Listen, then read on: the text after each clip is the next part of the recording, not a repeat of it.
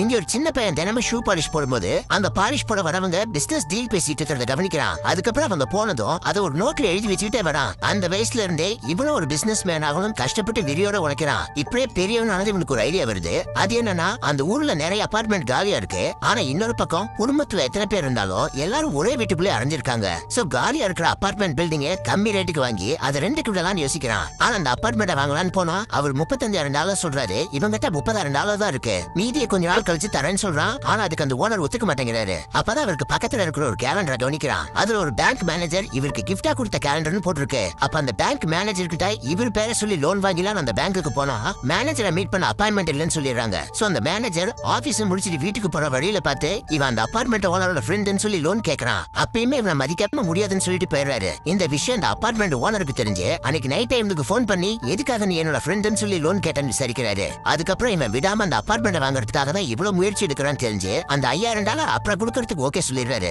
இவனும் அந்த பில்டிங் வாங்கின கொஞ்ச நாள்லயே பேசினபடி அந்த மீதி காசை கொடுத்துறான். சொன்ன வார்த்தையை காப்பாத்துறதுக்காகவே அவரோட அடுத்தடுத்த பிசினஸ்ல இவனை பார்ட்னரா சேர்த்துக்கிறாரு. கொஞ்சம் வருஷம் கழிச்சு மறுபடியும் அந்த பேங்க்குக்கு ஒரு லோன் விஷயமா போறான். அப்பயுமே அவனை மதிக்காம அபார்ட்மெண்ட் தர முடியாதுன்னு சொல்லிடுறாங்க. அதுல கடுப்பாகிட்டு வெளியில வந்தா அந்த பேங்க் இருக்கிற பில்டிங்லயே இன்னும் 6 பேங்க் இருக்கு. அப்ப இந்த பில்டிங்கே வாங்கிட்டா அதுல ரெண்டுக்கு இருக்கிற எல்லா பேங்க்கும் இவன் லோன் கேட்டு போனா ரிஜெக்ட் பண்ண முடியாதுன்னு யோசிக்கிறான். அதுக்காக கஷ்டப்பட்டு எந்த பேங்க்ல லோன் தர முடியாதுன்னு சொன்னாங்களோ அந்த பேங்க் பில்டிங்கே வாங்கி இப்ப ராஜா மாதிரி உள்ள வரான். அன்னையில இருந்து இவன் அந்த பில்டிங் குள்ள போனாவே உள்ள இருக்கிற எல்லா பேங்க்லயும் இவனுக்கு ராஜா மரியாதை தராங்க.